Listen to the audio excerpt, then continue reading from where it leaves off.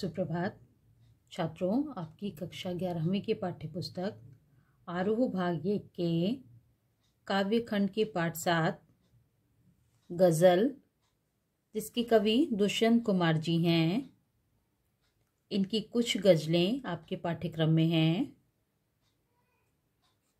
जिनमें राजनीति और समाज में जो कुछ चल रहा है उसे खारिज करने और विकल्प की तलाश को मान्यता देने का भाव मुख्य रूप से प्रकट किया गया है। कहाँ तो तय था चिरागा हर एक घर के लिए, कहाँ चिराग मयस्सर नहीं शहर के लिए। इसमें राजनीति में कार्य करने वाले जो राजनेता हैं उन पर व्यंग्य करते हुए दुष्यंत कुमार जी कह रहे हैं, कहाँ तो तय था, यानी सत्ता में आने से पहले इन्होंने जो जनता से वादा किया था कि हम हर घर में हर व्यक्ति के लिए चिरागा यानी उनकी मूलभूत आवश्यकताओं को पूरा करेंगे। चिराग यानी रोशनी, उनकी हर आवश्यकता को पूरा करेंगे। लेकिन सत्ता में आने के बाद कहाँ चिराग मयस्सर नहीं शहर के लिए। और जब जनता ने उन्हें अपना शासक चुन लिया तो उनके द्वारा किसी की भी आवश्यकता की पूर्ति नहीं की गई। यहाँ दरख्तों के साए में धूप लगती है, चलो यहाँ से चलें और उम्र भर के लिए। दरख्त यानी ऐसी सामाजिक संस्थाएं जो लोगों की सुविधाओं को उपलब्ध कराने का कार्य करती हैं। कवि कह रहे हैं कि यहाँ दरख्तों के साए में धूप लगती है। दरख्तों के साए में भी धूप लगती है, अर्थात जो संस्थाएं लोगों की आवश्यकताओं को पूरा करने के लिए बनी हैं वो भी इस कार्य को नहीं कर पा रही हैं। चलो यहाँ से चले और उम्र भर के लिए, इसलिए इन अव्यवस्थाओं को छोड़ करके चलो हम सब कहीं और दूर चलें। ऐसा आम जनता से कवि कह रहा है। यहाँ दरख्तों के साए में धूप लगती है, अर्थात ये संस्थाएं जो आम जनता के सहयोग के लिए बनाई गई थी, उन्हें यहाँ दरख्त की संज्ञा दी गई है। उनसे भी जब हमें किसी प्रकार की सहायता नहीं मिल रही है, उससे छाया मिलने की बजाय धूप मिल रही है, तो आम आदमी का, अन्य शब्दों में कहें तो शोषण हो रहा है, चारों तरफ भ्रष्टाचार फैला हुआ है। इसलिए कवि इन सभी व्यवस्थाओं से दूर रहकर अपना जीवन बिताना चाहता है। ऐसे में आम व्यक्ति को निराशा ही लगती है। इसलिए कवि कह रहा है कि जो संस्थाएं हमारी सुविधाओं के लिए बनी थीं, जब वही हमारा शोषण करने लगे तो ऐसी जगह से हमें दूर चले जाना चाहिए। कवि ने आजाद भारत के कटु सत्य का वर्णन किया है। नेताओं के झूठे आश्वासन और संस्थाओं द्वारा आदमी के शोषण का उदाहरण आए दिन मिलता रहता है। इसलिए कवि ऐसी संस्थाओं से दूर रहने की बात कह रहे हैं। चिराग, मयस्सर, दरख्त, साए, ये सब उर्दू शब्द के प्रयोग जिनसे भावों में गहराई आ गई है।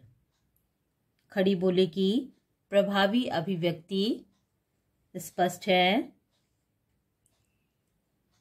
चिराग व दरख्त आशा व सुव्यवस्था के प्रतीक है। यानी आम व्यक्ति को ये उम्मीद है कि कहीं ना कहीं से रोशनी आएगी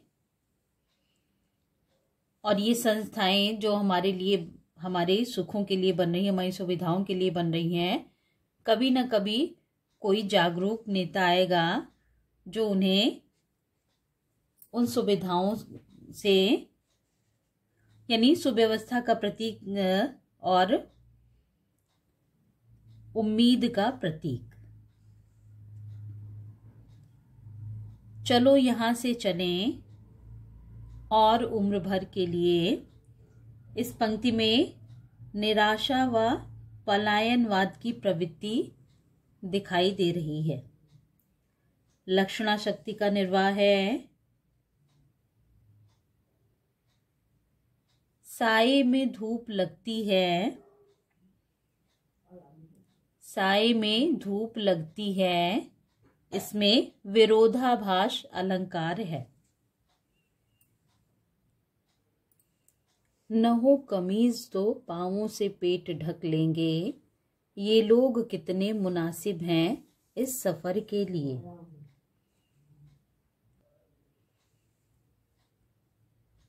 इस शेर में कवि आम लोगों के बारे में बताते हुए कहता है कि जो गरीब और शोषित लोग हैं वो ऐसा जीवन जीने को मजबूर हैं।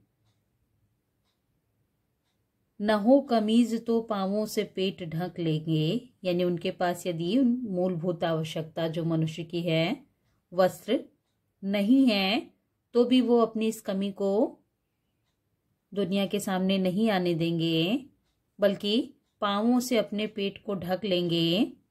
ये लोग कितने मुनासिब हैं इस सफ़र के लिए।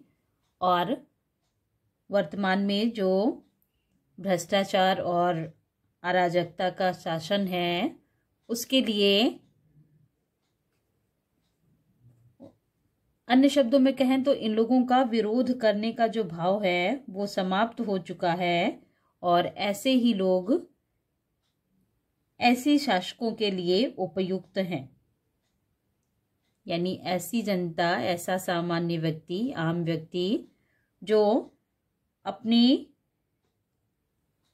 आवश्यकताओं को शासक के सामने न प्रस्तुत कर सके और उसके अंदर विरोध का भाव समाप्त हो गया हो, ऐसे ही लोग शासकों के लिए उपयुक्त हैं, क्योंकि इनके कारण उनका राज शांति से चलता रहता है।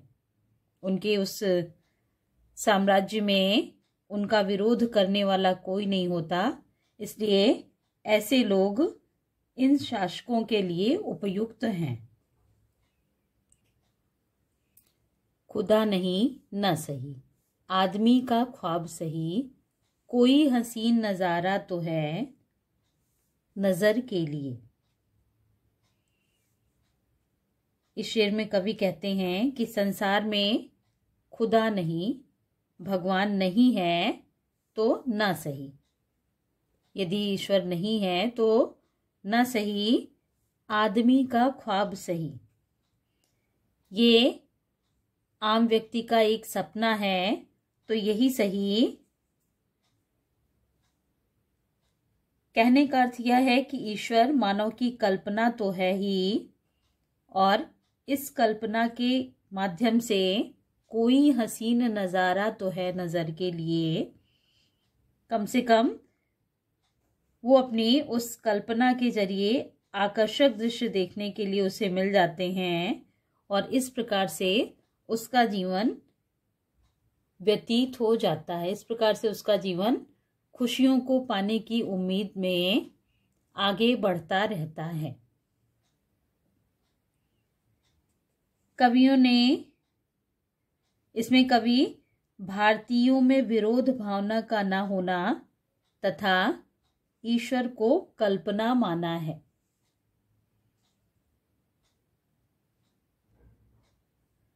पांवों से पेट ढकना ये एक नई कल्पना है। उर्दू मिश्रित खड़ी बोली का प्रयोग है। सफर यह जीवन यात्रा का पर्याय है। इन शेरों में संगीतात्मकता है।